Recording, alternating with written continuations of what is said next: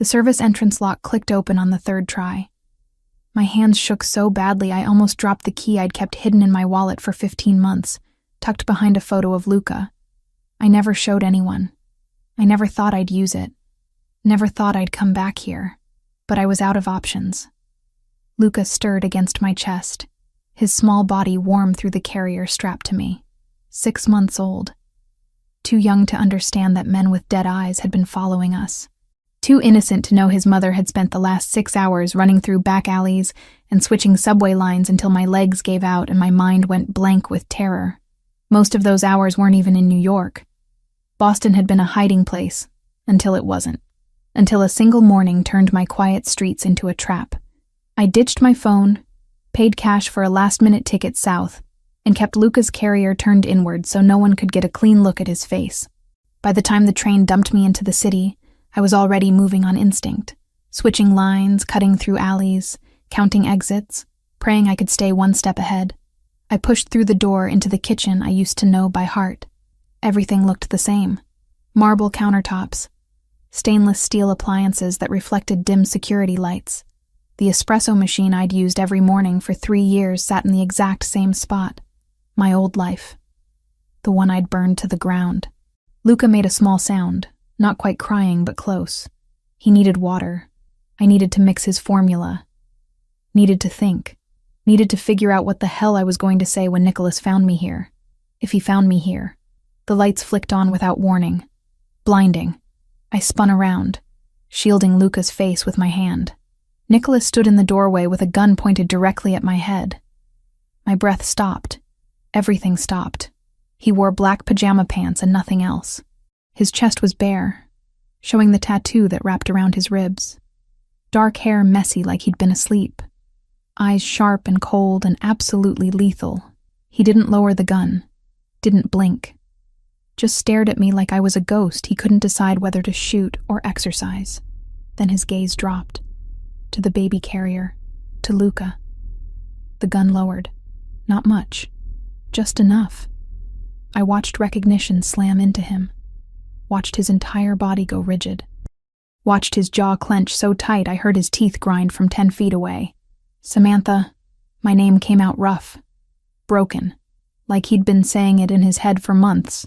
And finally had permission to speak it aloud. I couldn't respond. My throat had closed up.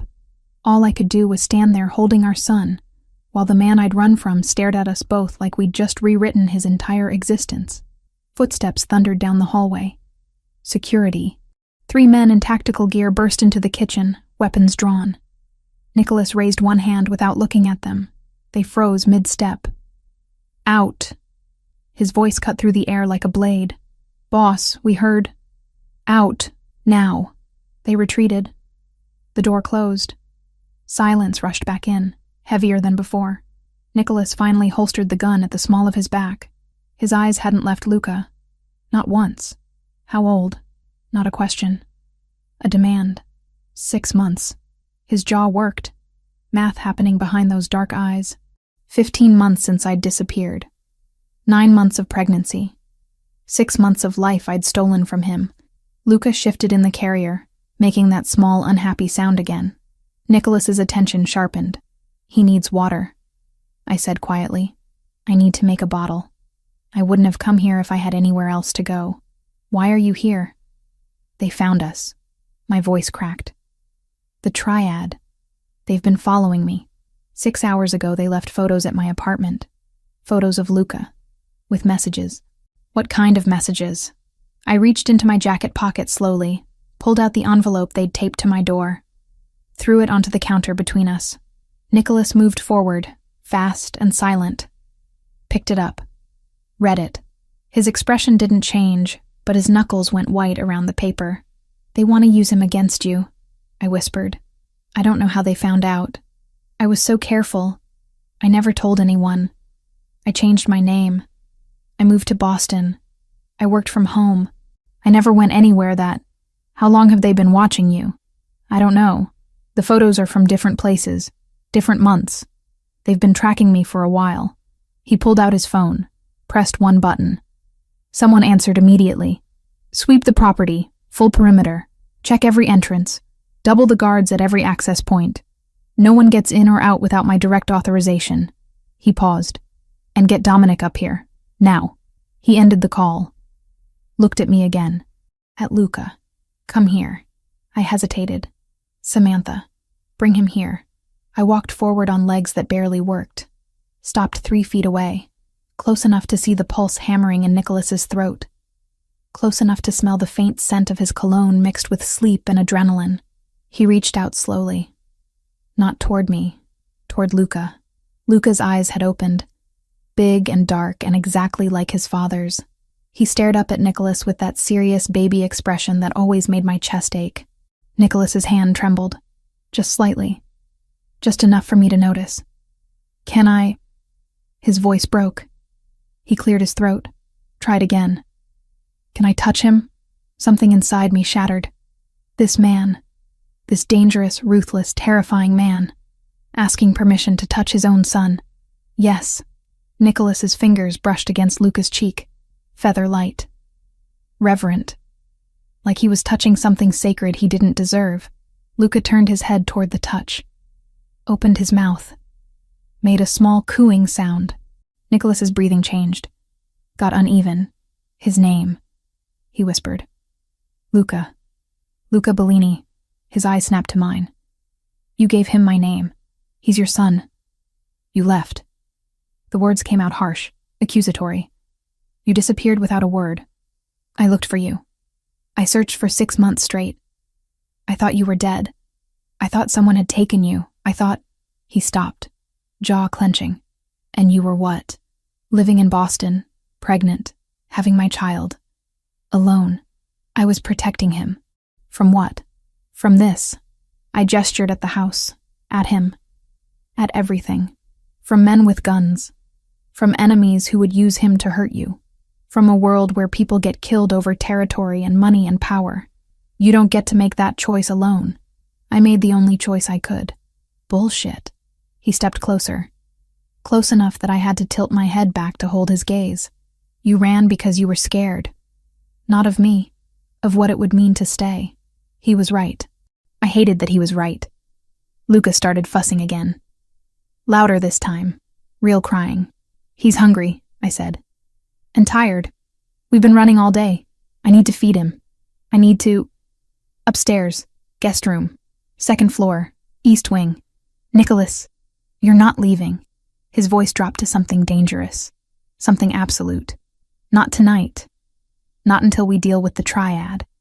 Not until I figure out what the hell I'm supposed to do with the fact that I have a son I knew nothing about. I'm not asking to stay. I don't care what you're asking. You came here. You brought him here. That makes you both my responsibility. We're not your—" "Yes, you are." He leaned in, close enough that I felt his breath against my face. "Every person who steps into my territory falls under my protection. You know that. You worked for me for 3 years. You know exactly how this works." I did know. That was the problem. The triad won't stop. I said quietly. "They know about Luca now. They'll keep coming. Let them." His eyes went cold, empty. "I'll kill every single one of them before they get within a mile of my son." My son. He'd already claimed Luca. Completely. Irrevocably. Footsteps approached again. A man appeared in the doorway. Tall, armed, looking between Nicholas and me with barely concealed shock. "Boss, perimeter is secure. I've got teams checking—" He stopped mid-sentence when he saw Luca. "Is that—" "Dominic. Take Samantha upstairs. Guest room. Make sure it's secure. Post 2 guards outside the door.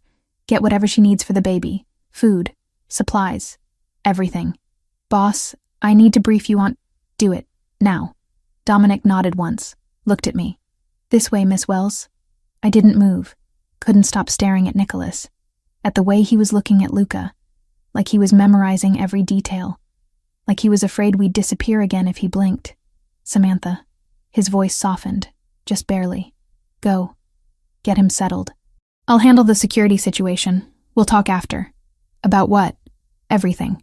He finally looked at me again. "About why you left. About why you came back. About what happens next. About him." Luca had quieted down, staring at Nicholas with wide eyes. like he recognized something, like some part of him knew. I turned and followed Dominic out of the kitchen. Up the stairs, down hallways I used to walk every day, past rooms I used to clean and organize, and pretend belonged to a normal life. The guest room was massive. King bed, private bathroom, windows overlooking the garden I'd helped plan 2 years ago. "I'll be right outside," Dominic said. "Anything you need, just ask." "Thank you." He left. The door closed, and suddenly I was alone with Luca in Nicholas Bellini's house, exactly where I'd sworn I'd never be again. I unstrapped the carrier, lifted Luca out. He was crying again, for real this time. Exhausted and hungry and overwhelmed. "I know, baby," I whispered, sitting on the edge of the bed. "I know. I'm sorry. I'm so sorry." I pulled out the bottle I'd mixed hours ago. Lukewarm now, but he didn't care. He latched on immediately, drinking fast, his little hands curling into fists. Downstairs I heard voices, orders being given, security protocols activating, the machine of Nicholas's world grinding into motion to protect us, to protect his son. I looked down at Luca, at his dark hair, his serious eyes, the way his tiny fingers gripped my thumb while he ate. He looked so much like his father, it hurt. I'd spent 6 months trying to convince myself that leaving had been the right choice, that raising Luca alone and safe was better than raising him here, surrounded by danger. But tonight, when those men had found us, when I'd seen their faces and their cameras and their threats, I'd known the truth. I couldn't protect him alone. Not from this, not from Nicholas's world.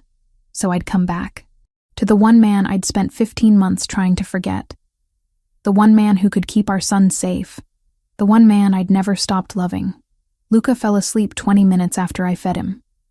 I laid him down in the center of the massive bed, surrounded by pillows like a fortress. He looked impossibly small against the white sheets.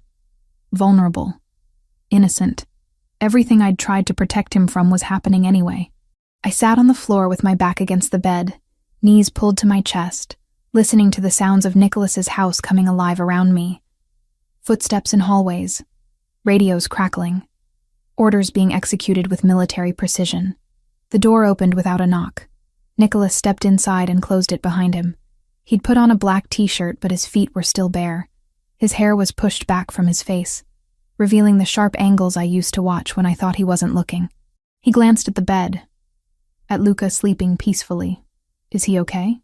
"He's exhausted. We both are." Nicholas walked closer. Not to me, to the bed. He stood there for a long moment, just staring at our son.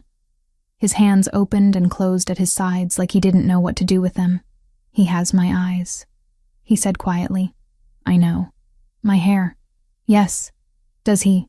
He stopped, started again. "What's he like when he's awake?" The question hit me harder than it should have.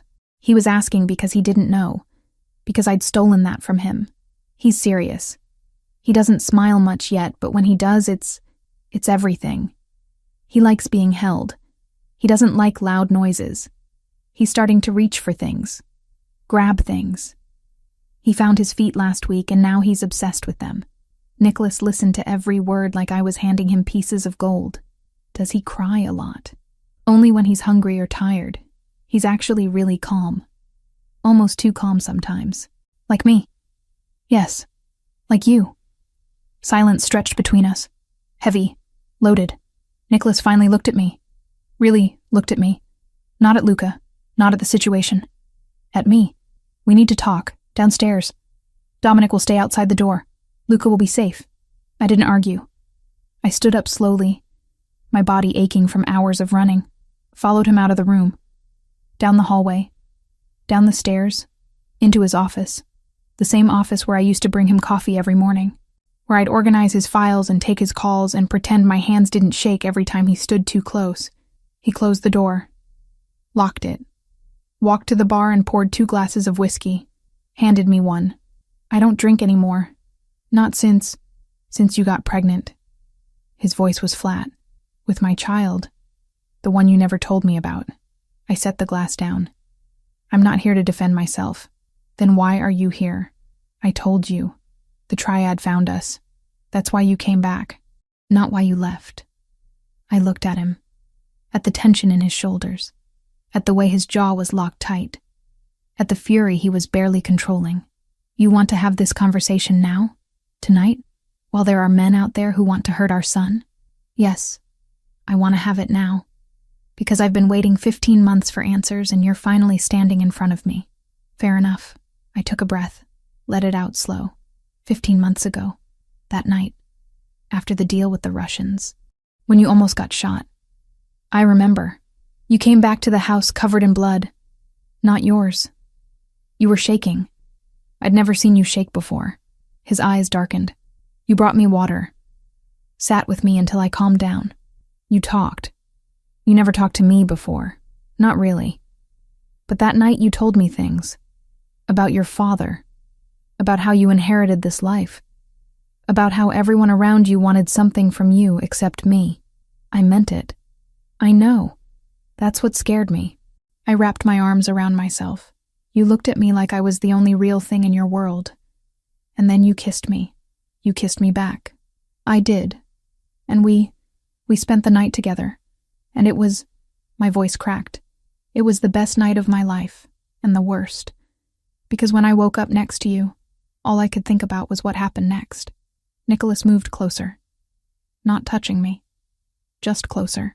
What do you mean? You live in a world where people die, Nicholas. Where enemies come to your house. Where negotiations happen with guns on the table. I'd watched it for 3 years. Watched you bury friends. Watched you come home bleeding. Watched you turn cold because that's the only way to survive. You knew what I was when you started working for me. Knowing something and living it are different things. When it was just me, I could handle it. I could keep my distance, stay professional. But that night changed everything. Because suddenly I wasn't just your assistant anymore. I was someone you'd been vulnerable with. Someone you'd let in. And that terrified you. Yes, I met his gaze. 2 weeks later, I found out I was pregnant. And I had to choose. Stay here and raise a child in this world. Or leave and give him a chance at something normal. So you ran. I protected him. Nicholas's hand shot out, gripping the edge of his desk so hard his knuckles went white. You protected him from me. No. I protected him from this. I gestured at the office. At the house. At everything it represented. From the men who would use him against you. From the enemies who would target him to hurt you. From a life where he'd grow up watching his father leave every day, not knowing if he'd come back. That wasn't your decision to make alone. What was I supposed to do? Come to you and say I'm pregnant, what's your plan? You would have locked me in this house, put guards on me, treated me like an asset instead of a person. I would have protected you, by making me a prisoner, by keeping you alive. He turned to face me fully. You think I don't know what you did? You moved to Boston, changed your name, got a job as a freelance editor under Sarah Mitchell, rented a studio apartment in Dorchester, cut contact with your sister Ashley, told her you were traveling Europe when really you were 20 minutes from giving birth in a hospital alone.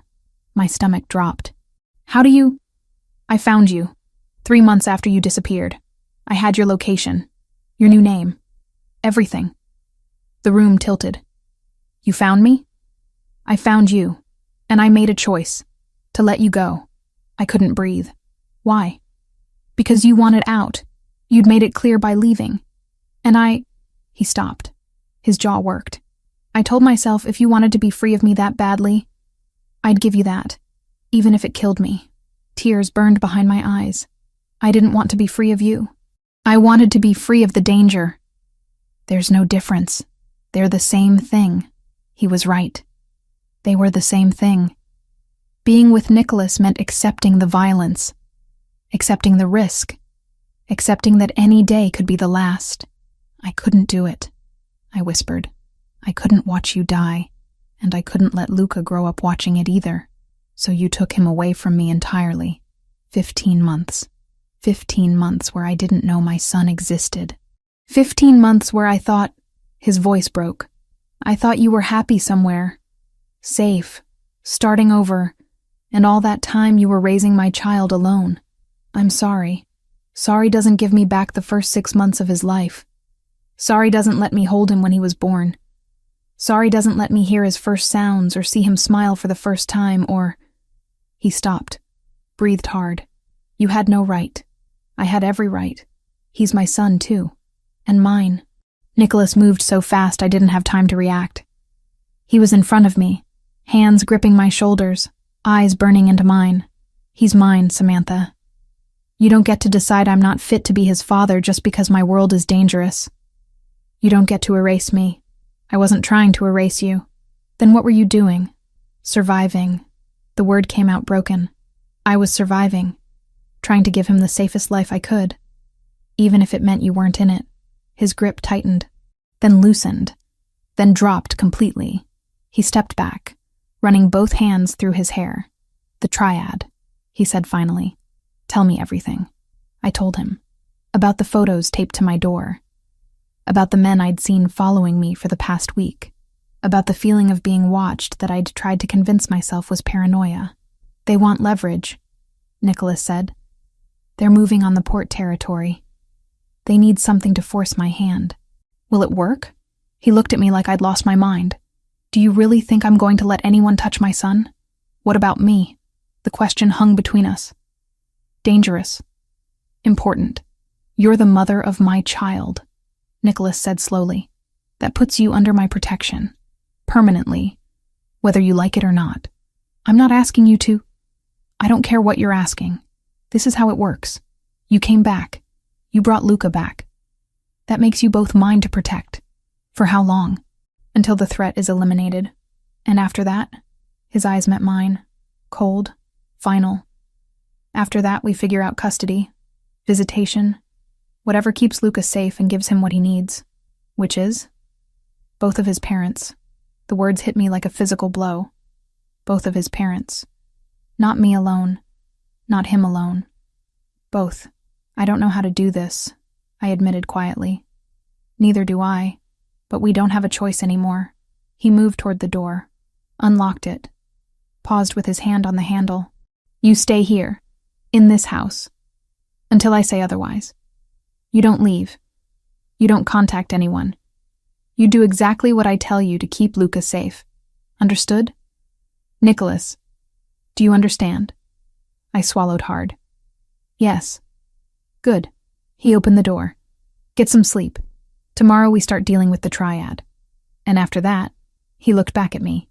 After that, you and I are going to have a much longer conversation about the last 15 months. He left. The door closed behind him. And I stood there in his office, shaking, not from fear, from the realization that I'd just walked back into Nicholas Bellini's life and handed him everything, including my heart. Again. The first morning in Nicholas's house. I woke to sunlight streaming through windows I'd forgotten to close. Luca was still asleep beside me, peaceful and unaware that our entire world had shifted overnight. Someone knocked softly on the door. I pulled the sheet higher, suddenly aware I was still wearing yesterday's clothes. Wrinkled, dirty, smelling like rain and fear. Come in. A woman in her 50s entered carrying a tray. I recognized her immediately. Maria. The housekeeper who'd trained me when I first started working here 4 years ago. Miss Samantha. Her eyes were warm but cautious. Mr. Bellini asked me to bring you breakfast. And these. She set down the tray and held up shopping bags. Clothes for you and the baby. He wasn't sure of sizes, so he ordered several options. I stared at the bags. At least 6 of them. Designer labels I recognized from organizing his closet. That's not necessary. He insisted. Maria glanced at Luca. Beautiful baby. He has his father's eyes. Everyone kept saying that. Like it wasn't obvious. Like Luca was anything other than a miniature version of Nicholas Bellini. Thank you, Maria. She left quietly. I got up, checked the bags. Baby clothes in various sizes. Diapers. Formula. Bottles. Everything I'd left behind in my panicked flight from Boston. Everything I'd need to stay here for more than a day. He was planning on keeping us here. Making it comfortable. Making it impossible to leave. I fed Luca, changed him, dressed him in new clothes that were softer than anything I could have afforded. By the time I finished, it was almost 9. Late for me. I'd spent 6 months operating on a newborn schedule where 9 felt like afternoon. When I opened the door, Dominic was leaning against the opposite wall. "Morning. Boss wants to see you. Bring the baby." "Where is he?" "Downstairs. Main living room." I followed him down, carrying Luca against my shoulder. The house looked different in daylight. Brighter. More exposed. I could see the upgrades that had happened since I left. New security panels. Reinforced doors. Cameras in corners I didn't remember. Nicholas stood by the windows overlooking the garden. He wore dark jeans and a gray sweater. Casual.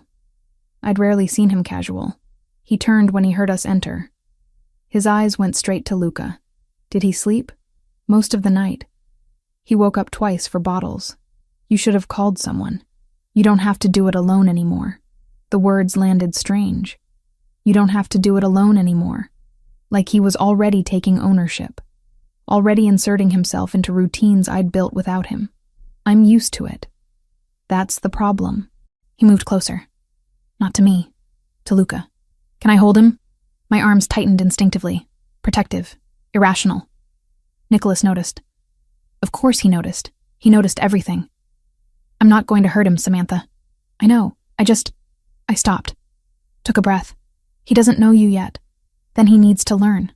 Nicholas held out his arms. Confident. Patient. Waiting. I transferred Luca carefully.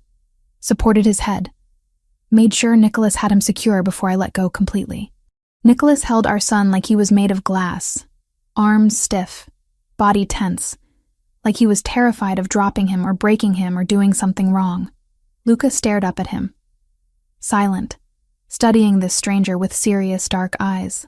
"Hi," Nicholas said quietly. Awkwardly. He stopped. Started again. "I'm Nicholas. I'm your father." Hearing him say it out loud broke something in my chest. Luca made a small sound. Not crying. Just a noise. Nicholas's entire face transformed. Not a smile exactly. Something deeper. Something that looked like wonder and terror and love all at once. "He's so small," Nicholas whispered. "He's actually big for his age. 9 pounds at birth. 17 now. Did you—" He swallowed hard. "Were you alone when he was born?" "Yes." His jaw clenched. "That shouldn't have happened. It did happen, and we survived. You shouldn't have had to just survive." He looked down at Luca again. "Neither of you should have." I didn't know what to say to that. Didn't know how to explain that survival had felt like victory at the time. That every day Luca and I made it through healthy and safe felt like winning.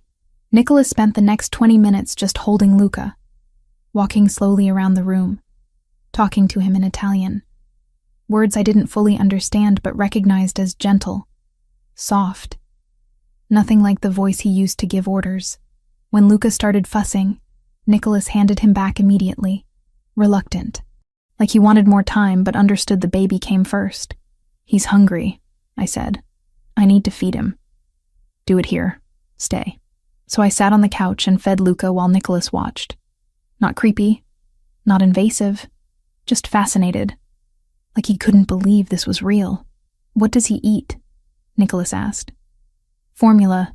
I stopped breastfeeding at 4 months. It was too hard while working." "You were working?" "Freelance editing, from home, under a fake name. I had to pay rent somehow." He processed that. "Were you—" He stopped, restarted. "Did you have help? Friends? Family?" "No. Ashley thinks I'm in Europe. I cut contact with everyone else." "You did it completely alone?" "Yes." He looked at Luca nursing contentedly. "That's over now. You have help. You have me." The next few days unfolded in a strange routine. Nicholas had meetings in his office. Business to conduct. Orders to give. But he appeared constantly throughout the day. During Luca's morning nap. During afternoon tummy time. During evening baths. Always hovering. Always watching. Learning. On the 3rd day, I was changing Luca on the bed when Nicholas knocked and entered without waiting for permission. He was carrying a book. Several books, actually, stacked in his arms. "I've been reading," he announced. I glanced at the titles. Child Development, Baby Milestones, What to Expect the First Year. You bought parenting books? I needed to catch up. He set them down on the nightstand. Did you know babies can recognize faces at 2 months? And they develop object permanence around 6 months? Luca should be starting to understand that things exist even when he can't see them. I stared at him. You memorized developmental milestones? I've been reading since you arrived. I need to know what I missed. What he can do now. What's coming next? Something warm and painful twisted in my chest. He was studying, preparing, trying to compress 15 months of learning into 3 days. Nicholas? Does he roll over yet? He just started. A few weeks ago. Back to front only. He hasn't figured out front to back. And sitting? Not yet. Maybe another month or 2. He nodded, absorbing every detail like it was mission-critical information. What about his schedule? When does he nap? How long? How often does he eat? I told him everything. Wake times, sleep cues, how to tell the difference between tired crying and hungry crying, how he liked being bounced when he was fussy, how he hated being too hot but loved being swaddled tight. Nicholas listened to all of it, took mental notes, asked follow-up questions that showed he was actually paying attention. I want to help, he said finally, with everything, feeding, changing, whatever he needs. I want to learn. Okay, show me how to change a diaper. So I did. Walked him through the steps. How to lift Luca's legs. How to wipe properly. How to fasten the diaper snug but not too tight. Nicholas followed every instruction with intense concentration. Like he was disarming a bomb instead of changing a 6-month-old. When he finished, he looked absurdly proud. Did I do it right? Perfect. He smiled. A real smile. Small but genuine. The first I'd seen since coming back. That night, around 2 a.m, Luca woke up screaming. Not normal crying. Pain crying. The kind that made my heart stop. I grabbed him. Tried everything. Rocking, bouncing, singing. Nothing worked. He kept crying. Pulling his legs up to his chest. Colic. Gas. Something hurting him. The door opened. Nicholas appeared in pajama pants and nothing else. Hair messy from sleep. What's wrong? I don't know. He won't stop. I think it's his stomach. Nicholas crossed the room in 3 strides. Let me try. I handed Luca over, desperate for anything that might help. Nicholas laid him down on the bed gently, placed one large hand on Luca's tiny stomach, started massaging in slow circles, clockwise. Firm, but gentle pressure. I read about this. Nicholas said quietly. Gas relief massage. The pressure helps move air through their system. He kept going, patient, methodical. Luca's crying gradually decreased, turned into whimpers, then stopped entirely. 5 minutes later, Luca let out a massive burp and went quiet. Content. His little face relaxed. I almost cried from relief. Nicholas picked him up, held him against his chest. Luca's head rested on his shoulder. His eyes started drooping. How did you know to do that? I whispered. Chapter 7. Common Discomforts and Solutions. He looked down at Luca. I read all of them. Multiple times. I needed to be ready. Ready for what? For this. For him. For whatever he needs. His eyes met mine. Dark and serious. I missed 6 months. I can't get that back. But I can make sure I don't miss anything else. Watching Nicholas hold our sleeping son, seeing the careful way he supported his head, the protective curve of his body, the absolute devotion in his expression, I felt something crack open inside me. This was what I'd been afraid of. This connection. This bond. Not because it was bad, but because it made leaving impossible. The rest of the first week passed in a blur of new routines. Nicholas rearranged his schedule around Luca. Morning meetings happened during naps. Phone calls got cut short when the baby woke up. Business that used to consume him became secondary to watching his son discover his hands. By day 7, they had their own rhythm. Nicholas did morning diaper changes. I did feedings. He did afternoon playtime while I showered or napped. We took turns with evening bath time, like we were a family, like we'd been doing this together from the beginning. One evening, I came downstairs to find Nicholas on the living room floor. Luca was on his back on a blanket, kicking his legs. Nicholas lay beside him, propped on one elbow, watching. He smiled, Nicholas said without looking at me. A real smile, not gas. I was talking to him and he smiled. He's been doing that for a few weeks now. But he smiled at me. He sounded odd, humbled. His first smile with me. I sat down beside them. Watched Luca grab his feet and shove them toward his mouth. Watched Nicholas laugh softly when Luca made happy baby noises. "You're good at this," I said quietly. "At what?" "Being his father." Nicholas went still. "I don't know what I'm doing. I'm making it up as I go. That's what parenting is. None of us know what we're doing. We just try not to break them. I won't break him." He reached out. Let Luca grab his finger. "I'll protect him from everything, everyone, for the rest of my life." I believed him. That was the terrifying part. I believed Nicholas Bellini would burn the entire world down if it meant keeping Luca safe. "He needs you," Nicholas said, still watching Luca. "You're his mother. You're everything to him. But he needs me too. And his voice roughened. I need him. I didn't know what was missing until I saw him, but now I do, and I can't lose it. I can't lose either of you." The words hung in the air between us. Heavy, true, impossible to take back. I wanted to tell him he wouldn't lose us. Wanted to promise we'd figure this out somehow, but I didn't know how to make promises I couldn't guarantee keeping. So instead, I watched our son play with his father's hand. Watched Nicholas's face soften in ways I'd never seen before. Watched a ruthless Mafia boss turn into someone gentle and careful and completely devoted. And I wondered if leaving had ever really been an option at all. The second week started with a routine that felt almost normal. Almost. If you ignored the armed guards at every entrance. If you ignored the security cameras tracking every movement. If you ignored the fact that we were essentially prisoners in a gilded cage. Luca didn't notice any of it. He was happy. Fed. Safe. Learning to love his father. I was the one who couldn't relax. Who jumped at every unexpected sound. Who checked the windows obsessively even though I knew Dominic and his team had the perimeter locked down. Nicholas noticed. He always noticed. "You need to eat more," he said at breakfast on day 8. Luca was in a bouncer seat between us, gnawing on a teething ring. "You've barely touched anything since you got here." "I'm not hungry." "You're anxious." "Of course I'm anxious.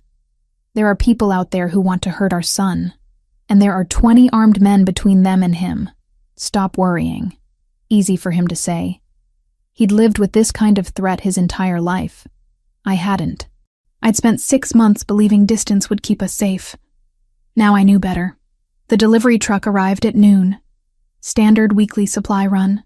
Food, household goods. Baby supplies I'd requested through Maria.